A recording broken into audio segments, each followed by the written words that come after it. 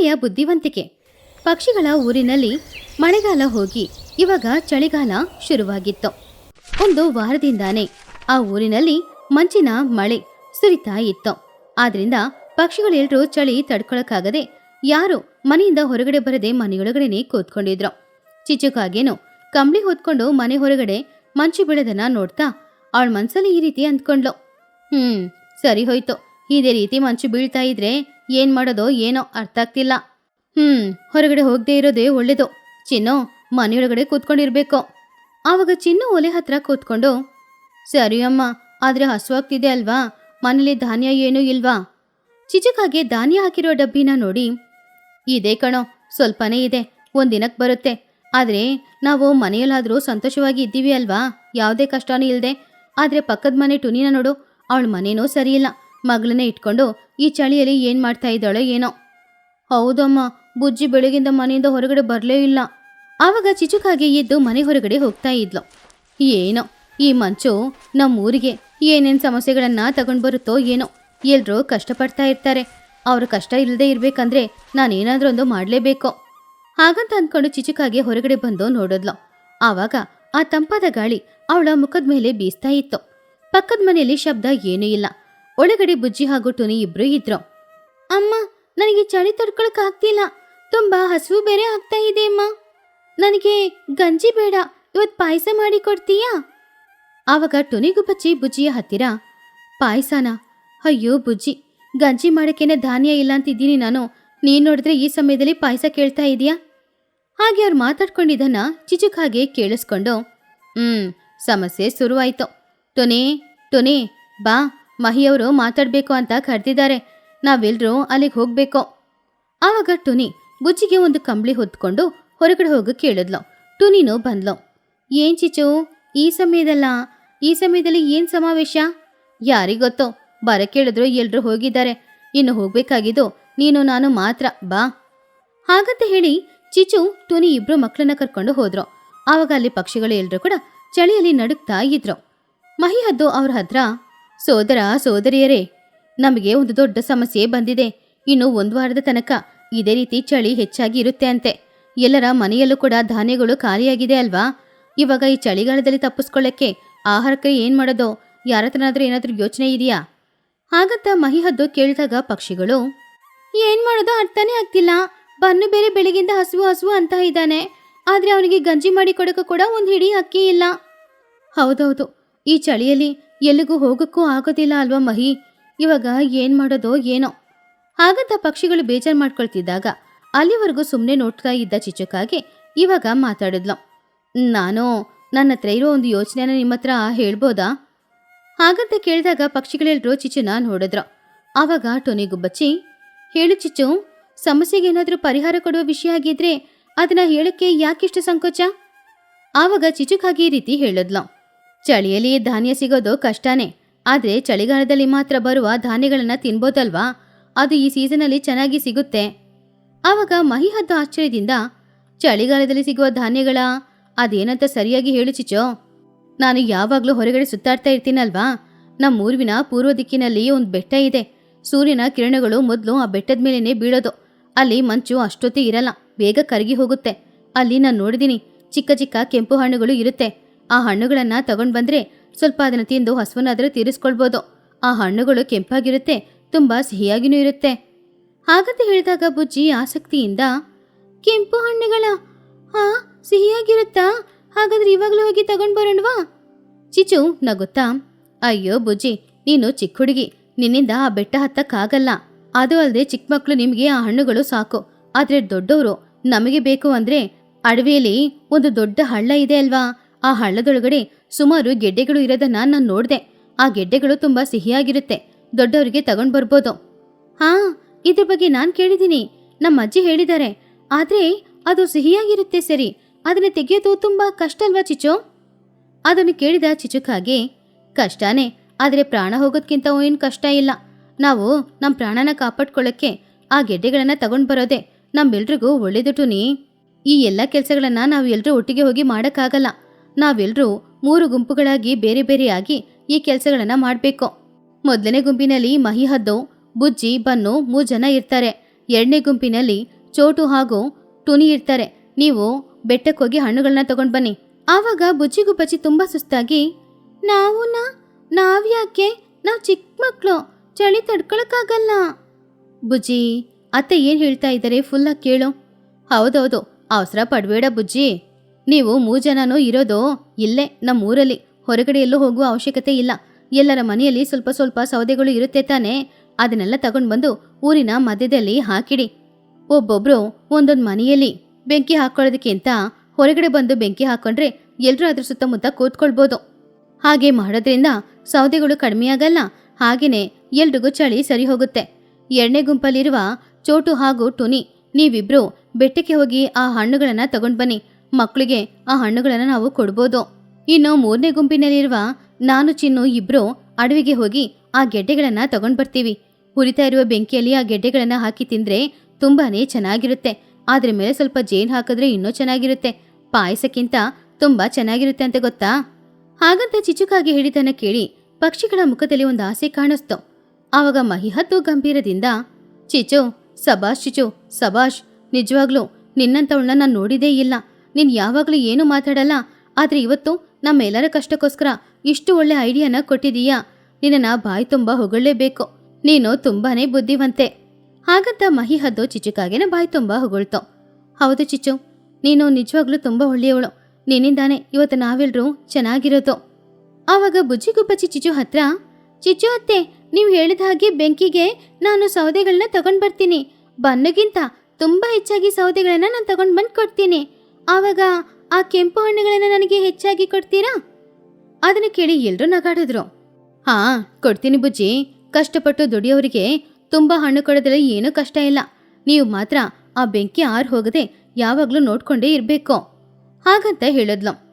ಹಾಗೆ ಪಕ್ಷಿಗಳು ಎಲ್ರೂ ಕೂಡ ಚಿಚುಕಾಗೆ ಕೊಟ್ಟ ಐಡಿಯಾದಿಂದ ತುಂಬಾನು ಸಂತೋಷವಾಗಿದ್ರು. ಎಲ್ರೂ ಅವ್ರ ಕೆಲಸ ಮಾಡಕ್ ಹೊರಟ್ರು. ಸರಿ ಟೈಮ್ ಆಗ್ತಾ ಇದೆ, ಎಲ್ರೂ ಅವ್ರ ಕೆಲಸ ಮಾಡಕ್ಕೆ ಹೊರಡಿ. ತುನಿ, ಚೋಟು ಇಬ್ರು ಬೇಗ ಹೋಗಿ. ಆ ಚಿಚು, ಹೊರಡ್ತೀವಿ. ಹಾಗೆ ಮೊದಲನೇ ಗುಂಪಲ್ಲಿದ್ದ ಮಹಿಹದ್ದು ಹಾಗೂ ಮಕ್ಕಳೆಲ್ಲರೂ ಸೇರಿ ಸೌದೆಗಳನ್ನ ತಗೊಂಡ್ ಬಂದ್ರು. ಈ ಕಡೆ ಚೋಟು, ಟುನಿ ಇಬ್ರು ಬೆಟ್ಟದ ಮೇಲಿರುವ ಕೆಂಪು ಹಣ್ಣುಗಳನ್ನ ಕೊಯ್ಯಕ್ಕೆ ಹೋದ್ರು. ಹಾಗೇನೆ ಅಡವಿಗೆ ಹೋಗಿ ಚಿಚುಕಾಗೆ ಚಿನ್ನುಕಾಗೆ ಇಬ್ರು ತುಂಬಾನೇ ಗೆಡ್ಡೆಗಳನ್ನ ಕಷ್ಟಪಟ್ಟು ತೆಗಿತಾ ಇದ್ರು. ಹೀಗಿರುವಾಗ ಊರಿನಲ್ಲಿ, ಬುಜ್ಜಿ ಬನ್ನು, ಚಿಕ್ಕ ಚಿಕ್ಕ ಸೌದೆಗಳು ಸಿಕ್ಕಿದ್ರು ಕೂಡ ತಗೊಂಡ್ ಬನ್ನಿ. ಈ ಬೆಂಕಿ ಆರು ಹೋಗದೆ ನೋಡ್ಕೊಳ್ಬೇಕಾಗಿರೋದು ನಮ್ಮ ಜವಾಬ್ದಾರಿ ಅಲ್ವಾ? ಹಾ ಸರಿ ಅತ್ತೆ, ಚಿಕ್ಕ ಚಿಕ್ಕ ಸೌದೆನಾ ದೊಡ್ಡ ದೊಡ್ಡ ಸೌದೆನಾ ಎಲ್ಲಾನು ನಾವು ತಗೊಂಡ್ ಬರ್ತಿದ್ದೀವಿ. ಹಾಗೆ ಬುಜ್ಜಿಗುಬ್ಬಚ್ಚಿ, ಬನ್ನು ಹಾಗೂ ಮಹಿ 3 ಜನನು ಸೇರಿ ಊರಿನ ಮಧ್ಯದಲ್ಲಿ ಬೆಂಕಿ ಹಾಕಿದ್ರು. ಅದು ಎಷ್ಟು ದೊಡ್ಡ ಬೆಂಕಿಯಾಗಿತ್ತು ಅಂದ್ರೆ ಆ ಊರಲ್ಲಿ ಸುತ್ತಮುತ್ತ ಇದ್ದ ಮಂಚು ಕೂಡ ಆ ಬಿಸಿಗೆ ಕರಗೋಗ್ತಾ ಇತ್ತು. ಸಂಜೆ ಸಮಯನೂ ಆಯ್ತು. ಅಡವಿಗೆ ಬೆಟ್ಟಕ್ಕೆ ಹೋಗಿದ್ದ ಪಕ್ಷಿಗಳು ಎಲ್ರೂ ಕೂಡ ಊರಿಗೆ ವಾಪಸ್ ಬಂದಿದ್ರು. ತುನಿ ಚೋಟು ತಗೊಂಡ್ ಬಂದ ಹಣ್ಣುಗಳು, ಚಿಚುಚಿನ ತಗೊಂಡ್ ಬಂದ ಗೆಡ್ಡೆಗಳು ಎಲ್ಲಾನು ಬೆಂಕಿಯ ಸುತ್ತಮುತ್ತ ಇತ್ತು. ಆ ದಿನ ರಾತ್ರಿಯ ಸಮಯ. ಚಿಚುಕಾಗೆ ತಗೊಂಡ್ ಬಂದ ಗೆಡ್ಡೆಗಳನ್ನ ಅಲ್ಲೇ ಇದ್ದ ಬೆಂಕಿಯಲ್ಲಿ ಹಾಕಿ ಸುಟ್ಟು ಅದು ಬೆಂದ್ಮೇಲೆ ಎಲ್ರೂ ತಿಂತಾ ಇದ್ರು. ಆವಾಗ ಮಕ್ಕಳು ಹಣ್ಣುಗಳನ್ನ ತಿಂತಾ ಇದ್ರು. ಇವತ್ತು ನಾವೆಲ್ರೂ ಈ ಚಳಿಯಲ್ಲೂ ಕೂಡ ಎಷ್ಟು ಸಂತೋಷವಾಗಿ ಇದ್ದೀವಿ ಅಂದ್ರೆ ಅದಕ್ಕೆ ಕಾರಣ ನಮ್ ಚಿಚುನೆ. ಯಾವಾಗ್ಲೂ ಜಾಸ್ತಿ ಮಾತಾಡಲ್ಲ, ಯಾರತ್ರನೂ ಸರಿಯಾಗಿ ಮಾತಾಡೋದು ಇಲ್ಲ ಅಂತವಳು ಇವತ್ತು ನಮಗೆ ಒಳ್ಳೆ ಒಂದು ಐಡಿಯಾನ ಕೊಟ್ಟು ನಮ್ಮನ್ನೆಲ್ಲ ಈ ಚಳಿಯಿಂದ ಕಾಪಾಡಿದಾಳೆ ಅಲ್ವಾ? ಹಾಗಂತ ಹೇಳಿದಾಗ ಪಕ್ಷಿಗಳು ಎಲ್ರೂ ಕೂಡ ತುಂಬಾನೇ ಸಂತೋಷಪಟ್ರು. ಆವಾಗ ತುನಿಗುಬ್ಬಚ್ಚಿ ಚಿಚುನ ನೋಡಿ, ನನ್ನನ್ನ ಕ್ಷಮಿಸ್ಬಿಡಿ ಚಿಚು, ನೀನು ಪಕ್ಕದ ಮನೇಲಿದ್ರೂ ಕೂಡ ಮುಖ ಎತ್ತಿ ನನ್ನ ಹತ್ರ ಮಾತಾಡ್ತಾ ಇದ್ದಿಲ್ಲ. ಅದಕ್ಕೆ ನಿನ್ ಮೇಲೆ ನನಗೆ ಕೋಪ ಇತ್ತು. ಆದ್ರೆ ಇವತ್ತು ಮಾತ್ರ ನೀನು ಇಲ್ಲ ಅಂದಿದ್ರೆ ನಾವೆಲ್ಲರೂ ಏನಾಗ್ತಿದ್ವೋ ಏನೋ. ಹಾಗಂತ ಟುನಿ ಹೇಳಿದನ್ನ ಕೇಳಿ ಚಿಚುಕಾಗೆ ಸಂತೋಷದಿಂದ, ಪರವಾಗಿಲ್ಲ ಟುನಿ, ಅಕ್ಕದ ಪಕ್ಕದ ಮನೆಯವರು ಕಷ್ಟ ಬಂದಾಗ ಒಬ್ರಿಗೊಬ್ರು ಸಹಾಯ ಮಾಡ್ಕೊಳ್ಬೇಕು ತಾನೇ. ಆದ್ರೆ ನನ್ನ ಬುದ್ಧಿವಂತಿಕೆಗೆ ನೀವೇನಾದ್ರೂ ಕೊಡ್ಬೋದಲ್ವಾ? ಆವಾಗ ಟುನಿನ ಗೊತ್ತಾ, ಅರ್ಥ ಆಯ್ತು, ತಗೋ ಈ ಗೆಡ್ಡೆ. ಟುನಿ ಅವಳ ಮನೆಯಿಂದ ತಗೊಂಡು ಬಂದಿದ್ದ ಸ್ವಲ್ಪ ಜೇನನ್ನ ಆ ಗೆಡ್ಡೆ ಮೇಲೆ ಉಯ್ದು ಚಿಚುಗೆ ತಿನ್ನಕ್ಕೆ ಕೊಟ್ಲು. ಚಿಚುಕಾಗೆ ಅದನ್ನ ನೋಡಿ ತುಂಬಾನು ಸಂತೋಷದಿಂದ, ಆಹಾ ಬುಜ್ಜಿ, ಬಾಬಾ, ನೀನ್ ಕೇಳಿದ ಪಾಯಸಕ್ಕಿಂತ ಜೇನ್ ಹಾಕಿರುವ ಈ ಗೆಡ್ಡೆ ಅಂತೂ ತುಂಬಾ ಚೆನ್ನಾಗಿರುತ್ತೆ ಹಾಗಂತ ಹೇಳಿ ಚಿಚುಕಾಗೆ ಬುಜ್ಜಿಗೂ ತಿನ್ನಕ್ಕೆ ಕೊಟ್ಲು. ಬುಜ್ಜಿನೂ ಅದನ್ನ ತಿಂದೋಡಿ ತುಂಬಾ ಚೆನ್ನಾಗಿದೆ ಅಂತ ಹೇಳಿದ್ಲು. ಹಾಗೆ ಚಿಚುಕಾಗೆ ಬುದ್ಧಿವಂತಿಕೆಯಿಂದ ಆ ವರ್ಷದ ಚಳಿಗಾಲದಲ್ಲೂ ಕೂಡ ಎಲ್ರೂ ತುಂಬಾನೇ ಬೆಚ್ಚಗಿದ್ರು. ಪಕ್ಷಿಗಳ ಗ್ರಾಮದಲ್ಲಿ ಚಳಿ ದಿನ ದಿನ ಹೆಚ್ಚಾಗ್ತಾನೆ ಇತ್ತು. ಊರಿನಲ್ಲಿದ್ದ ದೊಡ್ಡ ಕೊಳದಲ್ಲಿ ಇವಾಗ ಮೇಲೆ ನೀರು ಕಾಣಿಸ್ತಾ ಇತ್ತಿಲ್ಲ. ಎಲ್ಲಾನು ಮಂಚಾಗಿತ್ತು. ಆ ಊರಿನಲ್ಲಿದ್ದ ಪಕ್ಷಿಗಳು ಎಲ್ರೂ ಕೂಡ ಮನೆ ಬಿಟ್ಟು ಹೊರಗಡೆ ಬರಕ್ ಇಷ್ಟ ಇಲ್ಲದೆ ಮನೆಯಲ್ಲೇ ಒಲಿಯ ಹತ್ತಿರ ಕೂತ್ಕೊಂಡು ಚಳಿಯಿಂದ ತಪ್ಪಿಸ್ಕೊಳ್ತಾ ಇದ್ರು. ಹೀಗಿರುವಾಗ ಬುಜ್ಜಿ ಗುಬ್ಬಚ್ಚಿ, ಅಮ್ಮ, ಚಳಿ ಜಾಸ್ತಿ ಆಗ್ತಾ ಇದೆ. ದಿನ ನೀನು ಗಂಜಿ ಮಾಡಿ ಕೊಡ್ತಾ ಇದೀಯ. ನಾಲಿಗೆ ಏನಾದ್ರೂ ಖಾರ ಬೇಕು ಅಂತ ಕೇಳ್ತಾ ಇದೆ. ಅಮ್ಮ, ನನಗೆ ಗಂಜಿ ಮಾಡ್ದೆ ಏನಾದ್ರೂ ಮಾಡಿ ಕೊಡ್ತೀಯಾ? ಸ್ವಲ್ಪ ಬಿಸಿ ಬಿಸಿ ಖಾರ ಖಾರ. ಆವಾಗ ಟುನಿ ಗುಬ್ಬಚ್ಚಿ, ಅಯ್ಯೋ ಬುಜ್ಜಿ, ಚಳಿ ನನ್ನಿಂದನೂ ತಡ್ಕೊಳಕ್ಕಾಗ್ತಾನೆ ಇಲ್ಲಮ್ಮ. ಆದ್ರೆ ಮನೇಲಿರೋದು ಬರೀ ಜೋಳ ಅಲ್ವಾ? ಆ ಜೋಳದಿಂದ ನಾನು ನಿನಗೆ ಏನ್ ಮಾಡಿಕೊಡೋದು ಹೇಳು? ಹಾಗಂತ ಹೇಳಿದಾಗ ಬುಜ್ಜಿ ಸ್ವಲ್ಪ ಯೋಚನೆ ಮಾಡಿ, ಅಮ್ಮ, ಈ ಚಳಿಗೆ ಬಿಸಿ ಬಿಸಿ ಅನ್ನ ಮಾಡ್ಕೊಂಡು ಬಿಸಿ ಬಿಸಿ ಮೀನ್ ಸಾರು ಹಾಕೊಂಡು ತಿಂದ್ರೆ ಎಷ್ಟು ಚೆನ್ನಾಗಿರುತ್ತೆ. ನನಗೋಸ್ಕರ ನೀನು ಮೀನ್ ಸಾರು ಮಾಡಿ ಕೊಡ್ತೀಯಾ ಅಮ್ಮ? ಪ್ಲೀಸ್ ಅಮ್ಮ, ಖಾರ ಖಾರ ಮೀನ್ ಸಾರು ಮಾಡಿಕೊಡು, ನನಗೆ ತಿನ್ಬೇಕಮ್ಮ. ಆವಾಗ ಟುನಿ, ಏನು ಮೀನ್ ಸಾರಾ? ಈ ಚಳಿಯಲ್ಲಿ ನನ್ನ ಮೀನಿಗೆ ಎಲ್ಲಿ ಹೋಗ್ಲಿ? ಊರಲ್ಲಿರುವ ಕೊಳದ ಪರಿಸ್ಥಿತಿ ನಿಂಗೆ ಗೊತ್ತು ತಾನೆ? ಅದ್ರ ಮೇಲೆ ಮಂಚು ಬಿದ್ದು ಕೊಳನೇ ಮುಚ್ಕೊಂಡಿದೆ. ಪಾಪ ಕುಹುಗೇನೆ ಮೀನ್ ಹಿಡಿಯೋಕೆ ಸಿಗ್ಲೇ ಇಲ್ಲ. ಆವಾಗ ಬುಜ್ಜಿ ಗುಬ್ಬಚ್ಚಿ ಅಳುತ್ತಾ, ಅಮ್ಮ, ನನ್ಗದೆಲ್ಲ ಗೊತ್ತಿಲ್ಲ. ನಂಗೆ ಮೀನ್ ಸಾರು ಬೇಕು, ಖಾರ ಖಾರ ಬಿಸಿ ಬಿಸಿ. ಇಲ್ಲಾಂದ್ರೆ ನಾನು ಊಟ ಮಾಡಲ್ಲ.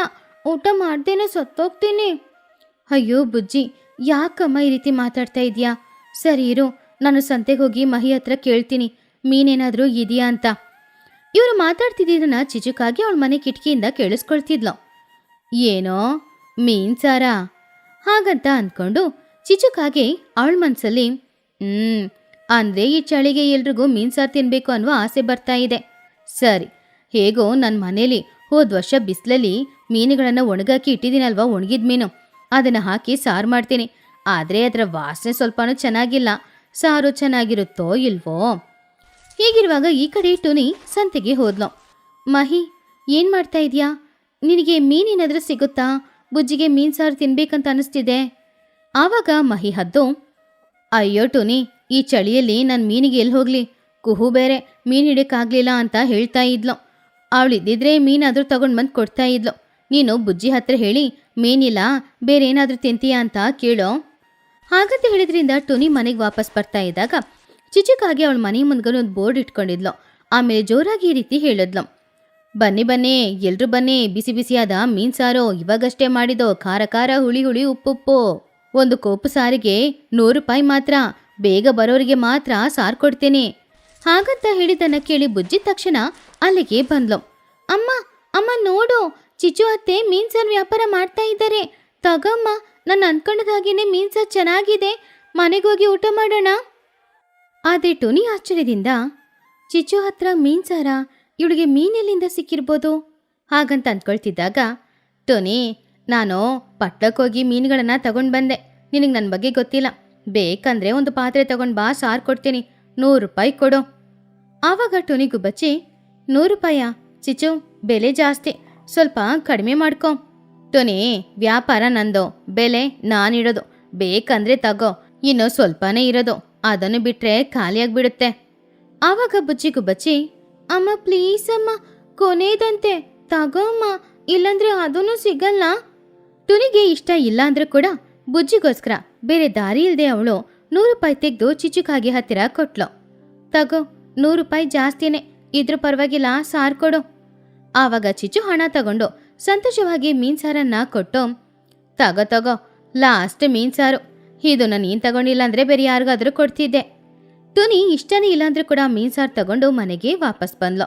ಮನೆಗೆ ಬಂದ ತಕ್ಷಣ ಬಿಸಿ ಬಿಸಿ ಅನ್ನ ಮಾಡಿ ಆ ಮೀನ್ ಸಾರನ್ನ ತಗೊಂಡು ಬಂದು ಬುಜ್ಜಿಗೆ ಕೊಟ್ಲು.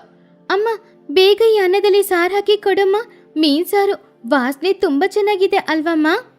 ಹಾಗಂತ ಹೇಳಿದಾಗ ಬುಜ್ಜಿ ಆ ಬಿಸಿ ಬಿಸಿ ಅನ್ನದಲ್ಲಿ ಮೀನ್ ಸಾರು ಇದು ಬುಜ್ಜಿಗೆ ತಿನ್ನಕ್ಕೆ ಕೊಟ್ಲು. ಬುಜ್ಜಿ ಒಂದು ತುತ್ತು ತಿಂದ್ಲು ಅಷ್ಟೇ. ತಕ್ಷಣ ಅವಳ ಮುಖಾನೇ ಬಾಡಿ ಹೋಯ್ತು. ಬುಜ್ಜಿ ಆ ತಿಂದಿದ್ದನ್ನ ಹೊರಗಡೆ ಉಗ್ದು, ಚೀಚಿ, ಇದು ಮೀನ್ ಸಾರಲ್ಲ, ಇದರಲ್ಲಿರೋದು ಮೀನೇ ಅಲ್ಲ. ಈ ಮೀನ್ ಯಾಕಿಷ್ಟು ಗಟ್ಟಿಯಾಗಿದೆ, ಅಗ್ಯಕ್ಕಾಗ್ತಿಲ್ಲ, ಕೆಟ್ಟ ವಾಸನೆನೂ ಬರ್ತಾ ಇದೆ. ಅಮ್ಮ, ಇದು ಮೀನ್ ಸಾರಲ್ಲ, ನನಗೆ ಮೀನ್ ಸಾರು ಬೇಡ, ಇದನ್ನ ತಿಂದಾಗ್ಲೇ ನನಗೆ ವಾಂತಿ ಬರೋ ಥರನೇ ಇದೆ. ಹಾಗಂತ ಹೇಳಿದಾಗ ಟುನಿ ಏನಿದು ಅಂತ ಸ್ವಲ್ಪ ತಿಂದೋಡದ್ಲು. ಅವಳಿಗೆ ತುಂಬಾನೋ ಕೋಪ ಬಂತು. ಛೀ, ಇದು ಮೀನಲ್ಲ, ಇದು ಒಣಗಿದ ಮೀನು. ಈ ಚಿಚು ನಮಗೆ ಮೋಸ ಮಾಡಿದಾಳೆ. ಒಣಗಿದ ಮೀನು ಕೂಡ ಚೆನ್ನಾಗಿಲ್ಲ, ತುಂಬಾನೇ ಕೆಟ್ಟೋಗಿದೆ, ಅದಕ್ಕೆ ಕೆಟ್ಟ ವಾಸನೆ ಬರ್ತಾ ಇದೆ. ಎಷ್ಟು ಧೈರ್ಯ ಇದ್ದಿದ್ರೆ ಅವಳು ನನಗೆ ಮೋಸ ಮಾಡಿರ್ತಾಳೆ. ಇವಾಗ್ಲೇ ಬಾ, ಅವಳನ್ನ ಏನು ಅಂತ ಕೇಳಲೇಬೇಕು. ಹೌದಮ್ಮ, ಬಾ, ನಮಗ್ ಮೋಸ ಮಾಡಿದ್ದಾರೆ, ನಾವು ಕೇಳೋಣ. ಹಾಗಂತ ಹೇಳಿ ಟುನಿ ಬುಜ್ಜಿ ಇಬ್ರು ಕೂಡ ಕೋಪದಿಂದ ಆ ಮೀನ್ಸಾರನ್ನ ತಗೊಂಡು ಅಲ್ಲಿಂದ ಚಿಚುಕಾಗೆ ಮನೆ ಹತ್ತಿರ ಹೋದಾಗ ಚಿಚು ಬೋರ್ಡ್ ಎಲ್ಲ ತೆಗ್ದಿಟ್ಟು ಮನೆಯೊಳಗಡೆ ಹೋಗ್ಬೇಕು ಅಂತ ಅಂದ್ಕೊಳ್ತಾ ಇದ್ಲು. ಚಿಚು, ಇರೋ, ಎಲ್ಲಿಗೋಗ್ತಿದ್ಯಾ? ಮೋಸ ಮಾಡ್ತಿದ್ಯಾ? ಆವಾಗ ಚಿಚು, ಏಂಟುನೇ, ಪುನಃ ಸಾರ್ಬೇಕಾ? ನಾಳೆ ಬಾ, ಆದ್ರೆ ನಾಳೆ 200 ರೂಪಾಯಿ. ಆವಾಗ ಟೋನಿ ಆ ಸಾರನ್ನ ಮುಂದೆ ಇಟ್ಟು, ಚಿಚು, ನಿನಗ್ ಬುದ್ಧಿ ಇದೆಯಾ? ಒಣಗಿದ ಮೀನು, ಅದು ಕೂಡ ಕೆಟ್ಟೋಗಿರೋ ಒಣಗಿದ ಮೀನನ್ನ ಹಾಕಿ ಮೀನ್ ಸಾರು ಅಂತ ಎಲ್ರಿಗೂ ಮಾಡಿಕೊಡ್ತೀಯ. ಅದನ್ನ ತಿನ್ನೋದು ಬುಜ್ಜಿ ಅಂತ ಕೂಡ ನಿನಗೆ ಗೊತ್ತಿಲ್ವಾ? ಆವಾಗ್ಲೇ ಅಲ್ಲಿಗೆ ಚೋಟಿಗಿಳಿ ಹಾಗೂ ಮಹಿ ಹದ್ದು ಇಬ್ರು ಬಂದ್ರು. ಟೋನಿ, ಏನಾಯ್ತೋ? ಏನ್ ಜಗಳ ಇಲ್ಲಿ? ಮಹಿ, ಬುಜ್ಜಿ ಮೀನ್ ಸಾರು ಬೇಕು ಅಂದ್ಲು. ಈ ಚಿಚು ಮೀನ್ ಸಾರು ಮಾರ್ತಾ ಇದ್ಲು. ತಗೊಂಡೋದ್ರೆ ಅದು ಹಾಳಾಗಿರೋ ಒಣಗಿದ ಮೀನ್ ಸಾರು. ಅದನ್ನ ತಿಂದಿದ್ರೆ ನನ್ನ ಮಗಳ ಪರಿಸ್ಥಿತಿ ಏನಾಗ್ತಿತ್ತು ಹೇಳು? ಆವಾಗ ಚಿಚುಕಾಗೆ ಭಯದಿಂದ, ಇಲ್ಲ, ಇದು ಪಟ್ನದಿಂದ ನಾನು ತಗೊಂಡ್ ಬಂದ ಒಣಗಿದ ಮೇನೆ. ಇದಕ್ಕೆ ಬೆಲೆ ಜಾಸ್ತಿ, ಅಲ್ಲಿ ಎಲ್ರೂ ತಿಂತಾರೆ, ತುಂಬಾ ಚೆನ್ನಾಗಿರುತ್ತೆ. ಆದ್ರೆ ಇವಳು ಸುಳ್ಳು ಹೇಳ್ತಾ ಇದ್ದಾಳೆ. ಆವಾಗ ಮಹಿ ಹದ್ದು ಆ ಸಾರು ವಾಸನೆ ನೋಡಿ, ಚಿಚು, ನಿನ್ ನಾಟ್ಕನ್ನ ನಿಲ್ಸು. ಇದು ಕೆಟ್ಟೋಗಿರುವ ಒಣಗಿದ ಮೀನು. ಪಾಪ ಚಿಕ್ಕ ಮಕ್ಕಳು ಇದನ್ನ ತಿಂದು ಅವ್ರಿಗೇನಾದ್ರೂ ಆದ್ರೆ ಏನ್ ಹೇಳೋದು ಹೇಳು? ನಿನಗ್ ಸ್ವಲ್ಪನಾದ್ರೂ ಬುದ್ಧಿ ಇದೆಯಾ? ಹಣಕ್ಕೋಸ್ಕರ ನೀನ್ ಏನ್ ಬೇಕಾದ್ರೂ ಮಾಡ್ತೀಯಾ? ಅರೇ, ಇವಳು ಇದೇ ಲಾಸ್ಟ್ ಅಂತ ಹೇಳಿದ್ರಿಂದ ನಾನ್ ತಗೊಂಡ್ ಹೋಗ್ಲಿಲ್ಲ. ಇಲ್ಲಾಂದ್ರೆ ನಾನ್ ತಗೊಂಡ್ ಹೋಗಿ ಬನ್ನಿಗೆ ಈ ಸಾರು ಹಾಕಿ ಕೊಟ್ಟಿದ್ರೆ ಅವನ ಆರೋಗ್ಯ ಹಾಳಾಗ್ತಿತ್ತು. ಆವಾಗ ಚಿಚುಕಾಗೆ, ಕ್ಷಮಿಸ್ಬಿಡಿ, ಹಣದ ಮೇಲೆ ಆಸೆಯಿಂದ ಏನು ಗೊತ್ತಿಲ್ದೆ ಅಲ್ಲ, ನೀನು ಗೊತ್ತಿದ್ದೆ ಎಲ್ಲ ತಪ್ಪನ್ನು ಮಾಡಿದೀಯ. ಈ ತಪ್ಪಿಗೆ ನಿನಗೆ ಶಿಕ್ಷೆ ಖಂಡಿತ ಕೊಡ್ಲೇಬೇಕಲ್ವಾ? ಮೊದಲು ಟೋನಿ ಹತ್ರ ತಗೊಂಡ 100 ರೂಪಾಯಿನ ಅವಳಿಗೆ ವಾಪಸ್ ಕೊಡು. ಆಮೇಲೆ ನಮ್ಮ ಊರ್ ಕೊಳದಲ್ಲಿ ಮಂಚು ಬಿದ್ದಿದೆ ಅಲ್ವಾ, ಅದನ್ನೆಲ್ಲ ನೀನು ಹೊರಗಡೆ ತೆಗಿಬೇಕು. ಆವಾಗಲೇ ಕುಹುಬಾತಿಗೆ ಮೀನು ಹಿಡಿಯಕ್ಕಾಗೋದು. ಇದು ನಿನಗೆ ಶಿಕ್ಷೆ. ಆವಾಗ ಚಿಚುಕಾಗೆ, ಏನೋ ಮಂಚೆಲ್ಲ ತೆಗಿಬೇಕಾ? ನನ್ನಿಂದ ಆಗಲ್ಲ, ಅದು ತುಂಬಾ ಕಷ್ಟ. ತೆಗಿತೀಯೋ ಇಲ್ಲ ಈ ಊರನ್ ಬಿಟ್ಟು ನೀನು ಹೊರಗಡೆ ಹೋಗ್ತೀಯೋ? ಬೇರೆ ದಾರಿ ಇಲ್ಲದೆ ಚಿಚುಕಾಗೆ ಸರಿ ಅಂತ ಒಪ್ಕೊಂಡ್ಲು. ಟುನಿ ಹಾಗೂ ಬುಜ್ಜಿ ಇಬ್ರು ತುಂಬಾನು ಬೇಜಾರಿಂದ ಮನೆಗೆ ವಾಪಸ್ ಹೋದ್ರು. ಅಮ್ಮ, ಹಣ ಸಿಕ್ತು, ಆದ್ರೆ ಮೀನ್ ಸಾರೇ ಸಿಗ್ಲಿಲ್ಲ. ಮೀನ್ ಸಾರು ತಿನ್ಬೇಕನ್ನುವ ಆಸೆ ಹೋಯ್ತು. ಹಾಗಂತ ಬುಜ್ಜಿ ಹೇಳ್ತಾ ಇದ್ದಾಗ ಟುನಿ ಬೇಜಾರ್ ಮಾಡ್ಕೊಳ್ತಿದ್ಲು. ಆ ಸಮಯದಲ್ಲಿ ಕುಹು ಸಂತೋಷವಾಗಿ ಅಲ್ಲಿಗೆ ಬಂದ್ಲು. ಟುನಿ, ಈ ಚಿಚು ಕೋಪದಿಂದ ಬಂದು ಒಂದು ದೊಡ್ಡ ಕಲ್ಲು ತೆಗೆದು ಕೊಳದ ಮೇಲೆ ಹಾಕದ್ಲಾ, ಅದ್ರ ಮೇಲೆ ಇದ್ದ ಮಂಚೆಲ್ಲ ಹೋಗ್ಬಿಡ್ತು. ನಾನು 2 ಮೀನನ್ನ ಹಿಡ್ಕೊಂಡ್ ಬಂದೆ. ನಿನಗೇನಾದ್ರೂ ಮೀನ್ ಬೇಕಾ? ಆವಾಗ ಟುನಿ ತುಂಬಾನು ಸಂತೋಷದಿಂದ ಮೀನ್ ತಗೊಂಡ್ಲು. ಅಮ್ಮಯ್ಯ, ನೋಡಿದ್ಯಾ, ಹೇಗೋ ನಿನಗಂತೂ ಮೀನ್ ಸಿಕ್ಕಿದೆ. ಇವಾಗ್ಲೇ ಬಾ, ನಾನೇ ನಿನಗೆ ಮೀನ್ ಸಾರು ಮಾಡಿ ಕೊಡ್ತೀನಿ. ಬಿಸಿ ಬಿಸಿಯಾಗಿ ಅನ್ನನೂ ಮಾಡ್ತೀನಿ. ಆ ದಿನ ರಾತ್ರಿ ಟುನಿಗೂ ಬಚ್ಚಿ ಮಾಡಿಕೊಟ್ಟ ಮೀನ್ ಸಾರಿಲಿ ಅನ್ನ ಹಾಕೊಂಡು ತಿಂದು ಬುಜ್ಜಿಗೂ ಬಚ್ಚಿ ಚೆನ್ನಾಗಿ ಮಲಗಿ ನಿದ್ರೆ ಮಾಡಿದ್ಲು.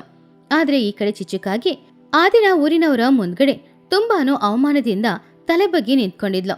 ಅದ್ರ ಬಗ್ಗೆನೇ ಯೋಚನೆ ಮಾಡ್ಕೊಂಡು ಬೇಜಾರ್ ಮಾಡ್ಕೊಳ್ತಾ ಇದ್ಲು. ಈ ಕಥೆಯಲ್ಲಿರುವ ನೀತಿ ಏನು ಅಂದ್ರೆ, ಒಬ್ರಿಗೆ ಮೋಸ ಮಾಡಿ ಅನ್ಯಾಯ ಮಾಡಿ ಸಂಪಾದನೆ ಮಾಡುವ ಹಣ ಯಾವಾಗ್ಲೂ ನಮ್ಮ ಹತ್ರ ಇರಲ್ಲ.